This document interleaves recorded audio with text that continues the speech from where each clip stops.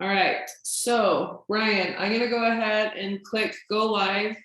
I will go ahead and bring the, I'll make you the host right after. Okay. All right, 3, 2, 1, blast off. All right, coming over here. Things are always slow on the lag. Okay, this meeting is being live streamed. Got it. And Brian, you are now the host. Very good. Okay. All right. So I will go ahead and kick things off with introductions, which is actually really exciting because there's lots of faces across the top. So I'm going to go ahead and introduce myself, and then we'll have each person go through and introduce. And in the comments this time, which we've never done before, I'm going to go ahead and post the link to this Facebook Live or Zoom Live. So if anyone who's watching us, who's looking at the comments, instead of chatting in, go ahead and join the group. So I will go ahead and post that. But first of all, my name's Tanisha. I'm with Brick by Brick Real Estate. We have Brian here. He's with Security National. And then last time I had announced that we had opened up 10 different regions in the state of Utah. So we have Sydney here, we have Brittany here, and we have Liz. And so each of you, we'll start with Sydney. Britt, you'll go next, and then Liz. I want you to tell us what region you represent, and I don't know, just maybe one other thing. I feel like there needs to be more than just one with an introduction. So you pick the surprise bag, but Sid, go ahead and kick us off there. Hi, I'm Sydney. I'm with Bountiful East Ridge, and I'm so sorry I had to leave. I just started coughing for no reason. I couldn't stop. I just signed on with Tunisia, I think about 3 months ago, right? Yeah, it's been quick. Yes, and I just got my license earlier this year. So I'm learning so much, and I'm excited to be on the team. Awesome, thank you. All right, my name is Brittany. I'm with the Brick by Brick in Lehigh. Nothing crazy about me. I got my license earlier this year as well, and I'm part of an amazing team and trying to learn as much as I can, so. Awesome. Hi, I'm Liz. I'm with South Valley in Southern Utah County, and I've been with EXP since 2016 and just joined Brick by Brick. Excited. Perfect. Awesome. And Liz, by the way, has the best background. All of us, for sure. Yes. Award. An actual Christmas tree. So I'm gonna go ahead. So anyone who's watching us, we're kind of making this up as we go and figuring it out. Brian's in charge, which is a little bit scary. So That's very scary. Yeah. If you find yourself trying to join the room, but you are unable to, go ahead and say so in the comments, and we will poke Brian to let him know that you're there. But Brian, you have full control. So what we're talking about right now is we are each Wednesday of every month, we've been introducing a topic, and we've been rotating through them for an annual basis. And so we go through what the difference is to rent versus buy, the cost of waiting, what the risks are, if it makes sense to wait, affordability of what the market looks like and what's affordable to you. And then also forecasting of what things look like now and going into the future. And so what's really cool about these ones, what we've been doing, and you'll notice that we have a couple back to back to back. So every day, Tuesday, Wednesday, Thursday, and Friday, we're meeting at 10 a.m. here to kind of have like an accountability check and looking back at the year to say, okay, each time we projected, how close were we? So we're going to be pulling up live footage or video clips or images of what we talked about and seeing, you know, if you were renting versus owning back in January, what did that look like? If you had pulled the trigger now, what situation would you be in? And if you did pull the trigger, what does that look like? And what's going to be awesome is, so today we're going to be going through cost of waiting, and then tomorrow we'll do a different topic until we've reached all four back to back. So that's kind of what we're in for. And Brian, I'll go ahead and pass the baton over to you. Okay, very good. Awesome. So we actually went back and found the video that we did 1 year ago. I think almost to the day, actually. It was in December of 2020. Let me share my screen here and I will show you. And bear with me here. I'm a computer expert, by the way, in case anyone doesn't know that. Let's see, let me show you where we thought that the expert level is there. I know, I'm trying to grab the right screen. I got a whole bunch of them here. Let's go desktop. We'll just do the desktop thing. Okay, so let me grab, this is what we showed last year. This is an actual screenshot. Can you see that now? Yeah. This is a screenshot of cost of waiting that we talked about last year. And one of the things we talk about, we customize these for all of our clients. And so we can kind of make what we talk about with cost of waiting is essentially, does it make sense to buy now or does it make sense to wait? And we look at several considerations and we try to quantify them into numbers, because making a decision on a home purchase is an emotional one, right? But there's a lot of economic reality to it, the costs and the payments and all that kind of stuff. So we try to take those and just try to quantify them so we can help make it a better decision whether we should buy or wait. And as you all know, predicting the future can be challenging. We're so good at it. Yeah, so we're so good at it. Well, we actually nailed one thing and missed the other by a mile. And here's what we're talking about. So this was kind of our prediction, So this is what we were. This is today, 1 year ago. All right. But wait, thinking back for a minute, because I'm thinking, okay, COVID craziness. Like, what was life like December of last year? Like, COVID wasn't new news then, or were we just because it was August? So it's kind of walk me through kind of a day in the life of what our perspective was. I don't Great. So COVID became official, a thing. The very beginning, I remember, because right around my birthday in March of 2020. Okay. And I think March 18th is when the traffic cleared out. Remember those days? You could just go down the freeway and it was great. It was like Sunday at 3 a.m, and then it became a big, all the lockdowns, we didn't know what was going on. Okay. And so December, we were well into COVID. The pandemic had its feet under it. And I think and then the election was just happened, so it was kind of right in the, I'd say, dead center of the pandemic, Sure. I think so. December, because we actually caught COVID during Christmas. And so at that time, my mentality was like, okay, COVID's a thing. And then maybe a couple months before, I'm like, whoa, this is real life, in the sense of my neighbors, my friends, and my family were all like, I have COVID. And I'm like, whoa, that's in my backyard. And then by December, I had it myself. So it was old news in the sense of, all right, now the whole world has COVID, right? Because I'm correct. The world has COVID. I have it. Yeah. Yes, and the vaccine, if you remember the vaccine, there was talk of it. It was they're testing it in December, and then it came out early in 21, or if I remember right. Okay. Right, something like that. So the vaccine, that made everyone relax a little bit. Then the variants come out and all that. But in a year ago, that was when interest rates were very low, not the low, but almost the low about pretty much. And that was due to government intervention, panic, a lot of panic at the federal level, and they did the Federal Reserve and so forth. But we'll talk about that on Thursday or Friday, with forecasting. But so back then, if you look here, so this loan today, we used an example a year ago of a home for $350,000. I said, all right, if you buy that home today, a year ago, so December of 2020, this is about what it would look like, assuming I think we used a 5% down payment. Sure. And here's the interest rate, 2.75, and off you go, right? There you go. And then we went down and said, okay, what would it cost over time if you bought now in December of 2020, or if you waited 6 months? If you'll notice the interest rate predictions, let's start with the one thing we nailed. Okay, so the interest rate, we knew that interest rates were being held down at the federal level artificially. The Federal Reserve was literally, through a lot of, we can talk about this on Friday, but forcing interest rates low to keep the economy cranking along during the pandemic. And so they did that, and we're at 2.75 range.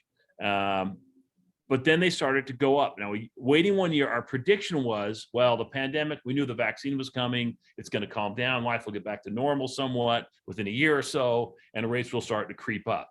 Mhm. if the feds allowed rates to go up naturally really fast, that could be harmful to the economy. So they have these techniques that they use and so forth. They can kind of keep it down. And they did exactly that. So this waiting 1 year, Yeah. if you notice, that's where we are today. And that's exactly where we are rate wise. Like if But you were yes. to pull up rates right now, what are they? About 3.1. So we did About it. that. We're pretty Yeah. good. If using the same fee structure methodology, we're exactly 0.3% higher. We did it. Woo. However, Yes. let's talk about home values, shall we? Yeah. Okay. So this house at $350,000 Wait, 1 let year me pause you ago. there really quick. So Yeah. one thing before we just like slam ourselves, actually this is gonna make the slam even worse. But Yeah. it's the reality that we're in. So whenever we do these costs of waiting or these we usually pick like an introduction home price. So like, okay, Right. after townhomes, this is kind of the introductory rate of what it would be to get into a single family home. And I look at this number at like 350 and I'm like laughing already because I'm like, holy crap, we're 1 year later. Yeah. And I could easily change that 3 to a 4 without even trying or blinking. Right. And it's just crazy how much has changed. So yes, let's go into laughing at ourselves of what we thought would be versus Yeah. actually ended up. And by the way, this, I promise everybody, if anybody wants, you can look this up. That this was a realistic sales price back then, I promise. But okay, so our prediction, and by the way, when we look at these numbers, we're not trying to sell you a house. We're not trying to say, hey, you better buy now. In a year, it's going to be $100,000 more, blah, blah, blah. You know, this is not a sales thing. This is more of a, let's take a step back and quantify Usually it. conservative too, right? Very, You very wanna make conservative, sure. because the more aggressive we are, in other words, the higher our predictions are, the more it makes it look like you need to buy right now. And that's not what we want to do, because this is not the final decision maker. This is just a part of your decision. And so we keep that in mind. However, that said, our prediction was for the next year. So this is 2020 December, his loan today, 1 year ahead. That's right now, right? So we predicted about a 4% appreciation. Now, I'll give me a few percentage points for conservatism, just in general.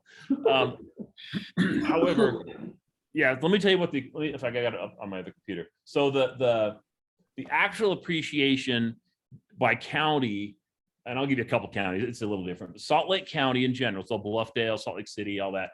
The last year, the official number was 20.5% overall appreciation. So that means that $350,000 house, home, townhome, whatever it is, would be about 420,000-ish today if Salt Lake County. Utah County was 24%. Wasatch County is 30%.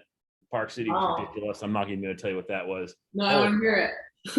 43.5% Summit County. The median sales price in Park City right now, well, Summit County, is $1.15 million. I'll get change, easy. Let's just keep that in mind. So our prediction was way off on the appreciation, depending on where you're looking. The lowest county, Duchesne County, was only up 19%. You know what's nuts is even if you were to go to like the 3-year mark, we're still not even close to where it was within. Yeah, I know. Yeah, so this is a mile off.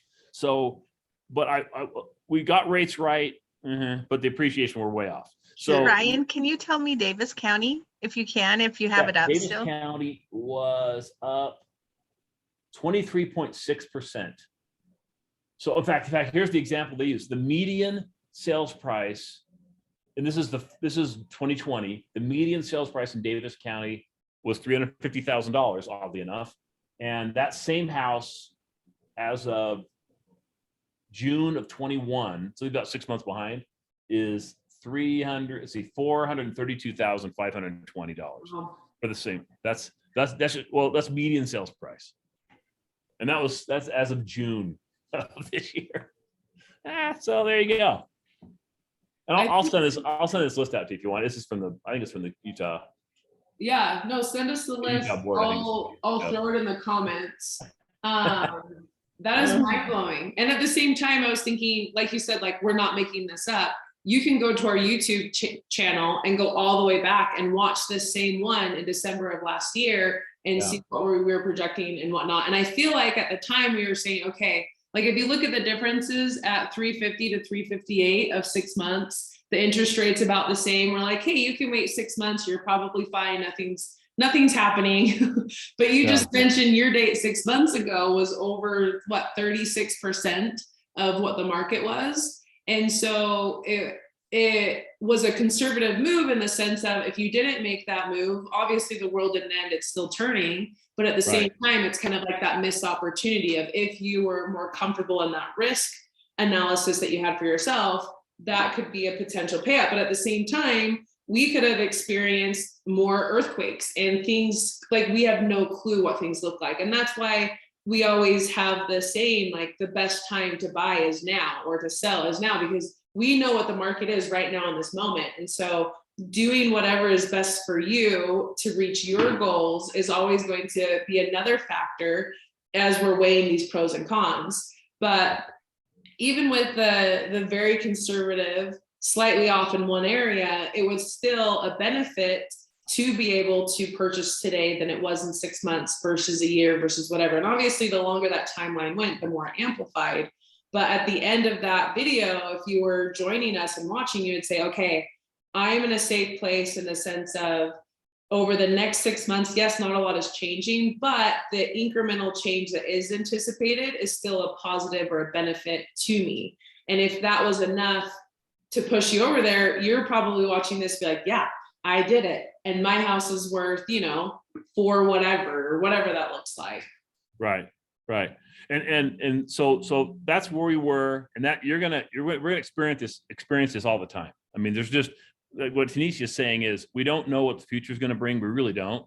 We can make educated guesses, some less educated than others apparently, but we make educated guesses, but we do know what's happening right now. We do know what this house costs right now, what the price is. We do know what interest rates are right now. But we don't know necessarily in the future. And we'll talk about more, like we'll go deeper on this forecasting on Friday. I think it is Friday, right? Yeah, Friday. Yeah. So we'll go deeper into that, and I'll show you some of the methodologies that we use, so you can maybe some better than others, I'm sure. But let me go and show you this one. I'm going to show you a house, a property, if I can find it. It is right here. So let me show you a property. This house right here. This is in Bluffdale.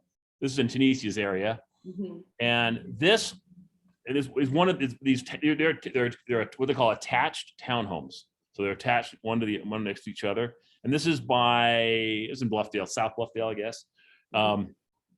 This very unit here, I think one of these three, I can't remember which one. They're all the same. Sold 1 year ago for what was it, Tunisia? 369, 369. Yeah, sold for 369,000 1 year ago. That same unit sold in October. I mean, or a different unit, same design. Well, not the same unit, but the different on that same street, sold for 469. So on that, let me just explain the reason why I picked this comp as this example. So with this one here, the ones that we pulled were new construction homes. So with Lennars, the builder who builds these, they're the same standard package. You don't get to pick your upgrades. They're all exactly identical with the exception of different color palettes. But price-wise, cost to build it in both times are exactly identical. The floor plan's the same. There's nothing different. Because I don't want someone to create the argument of, oh, well, maybe that one was staged better, or maybe this one had more wear and tear. They're both new construction, brand new. So apples to apples, they're the same. And for the people I can see that are joining us live right now, click the link that I put in the comments and join us here. Because if you have questions, we want to hear them. Or if you put them in the comments, I'm happy to relay them here. But we say this multiple times, all of the numbers, all the projections, everything that we're doing are completely customizable. And so without interaction, we're just kind of going with averages. But if you are interested for yourself, we're more than happy to run the numbers and plug things in to see what they look like. Go ahead, keep it right. Exactly right. And that's what's nice about having experts in certain areas. Like, for example, in South County, if you have a townhome or a house, and Liz can figure out what's going on. She knows all about what's coming up, what the builders are planning, the new subdivisions coming out, and she knows kind of what the price is going to be like. So that's really nice about having specialists in those areas, because as everybody knows, real estate is highly specialized Absolutely. by location. I mean, look at Park City. I mean, really? I talk to people all the time that says, well, my budget is a mere $1.5 million and I can't afford to live in Park City. I'm like, really? It's true, but it's very regional, very, very specific. I would say looking at a county is too much. There's just too much there. We're talking like, let's look at Bluffdale, or let's look at Woodland Hills, Salem, and Southern Utah County, or let's look in Bountiful or whatever.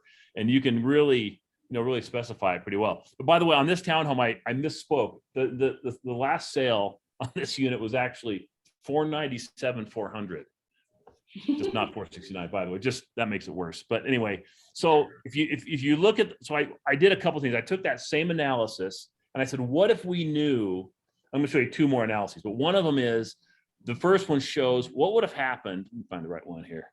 Here we go. What would have happened if we would have guessed the percentage increase based on this one townhome? Okay. Right. So not everything, but just the one townhome. So let's say we went and I'm going to stick with that same $350,000 starting point where I was. Ryan, real quick, Yeah. before we jump into this too. So this house is in Salt Lake County, which before we had mentioned was at 20.5 for the Correct. increase rate. Correct. So Right. can you tell me I think Davis County, when we went up north and south, like they were at 36. So can you read those one more time? Because I want our audience to be able to say, okay, in my area specifically, this is the difference, higher or lower, than I'm going to apply to this. Right. So Davis County was 23, almost 24%. 24. So I call it 24%. Salt Lake County, 20%, 20.5%. And then Utah County, 24%, 25%.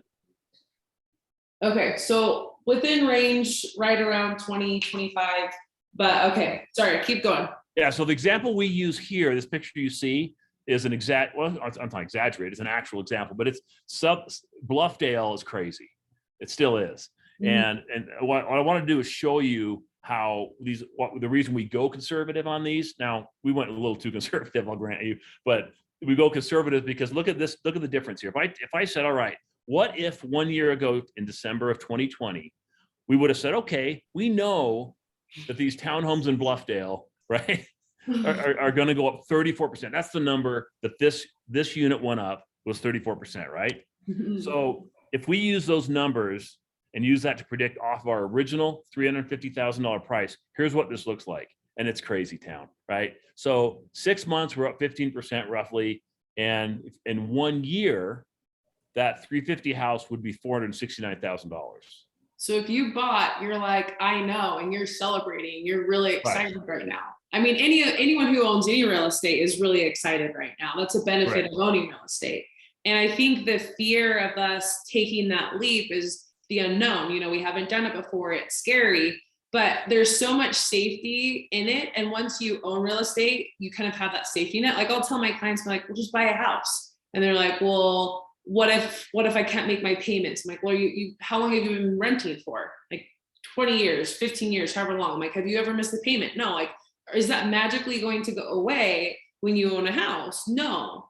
And then at the flip side, I'm like, okay, well, then if you change your mind, find a renter. The rental rate is insane here. Rent out your house and then go back to renting, or sell your house, or like there's so many if and then buts that you can pivot and turn to, but it's taking that leap that is kind of that fear of the unknown. But at the same time, that doesn't mean that you're going to lose all reason or ability to function as a human being because you've been doing that your whole life.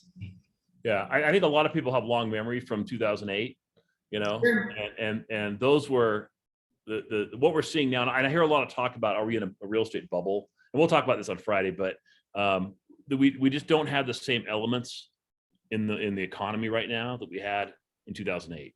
We just don't have it. I mean, people who are heaven forbid, like something did happen that were to recreate that. Right. Like you think at 2008, like everybody was in the same boat. It wasn't just one person and they filed for bankruptcy and it was horrible and you know, life went on. Like the entire, like everybody was affected. And so if something like that happens again, you're not on your own. Everyone who owns real estate, everyone's in the same boat. and we're all going to work together to figure out how we overcome it and how we keep progressing, because that's what we do as a human race. So in my mind, it's just kind of, if this is a goal that you want to have, you have everything in your power to, figure out what your roadmap looks like to be able to reach that goal. And Yeah. whatever fears that you have, like, let's talk about it. Let's run these numbers. Let's plug it in, because like Brian said, like, we are very conservative, and we want to be conservative because we want to make sure worst case scenario, we're at least educated in making those choices. Yeah, exactly right. And so it gives you an idea how we can kind of fiddle with these numbers. I'll show you really quick. I know we're kind of out of time, but let me show you what we're thinking. I'll give you my, whoops, that's the one. Let me give you my prediction for what we're thinking for this upcoming year in 2 years, 3 years. Okay. 3 years is almost impossible. So let's just throw it in there for fun. But right now, let's start at say 500,000, make the math easy. Okay. We're predicting, and again, we'll go over this on Friday, what we use to predict, but we're predicting an overall appreciation over the next year of about 7%. Very general, about 7%. I've seen predictions for Salt Lake County. A lot of you read that from the National Association of Realtors put out their prediction of 10.5%, I think, for this next year. I'll tell you this though, 30%, was it 20%, 30% appreciation is unsustainable. It can't do it. It's just, I mean, you would double the value of your home every, 2.5 years, 3 years, something like that. It's crazy. You can't do that. So let's just stick with this, and then we'll see next year how far off we are. But the point is, we customize these all the time. We'll hit on interest rates, on Friday. We'll talk more about what we think is going to happen there. That's a lot, frankly, easier to predict than appreciation of real estate. That's tough. But there you go. No, that's awesome. Does anyone have any questions, or does anyone that's joining us live have any comments of their experience through COVID, or these numbers, or their own personal experiences with it? I was just thinking as we were talking, I sold an investment property right at the beginning of COVID, like right when it started. Maybe it was right before. Anyway, and sometimes I think back and I think, oh my word, why in the world did I do that? But hindsight's 2020. When I was in the situation right there looking at selling, there were 10 reasons why it was a good time to sell for me right then. And so, so then I have to remind myself, I have to go back to those reasons. Why did I sell? Okay, it was fine.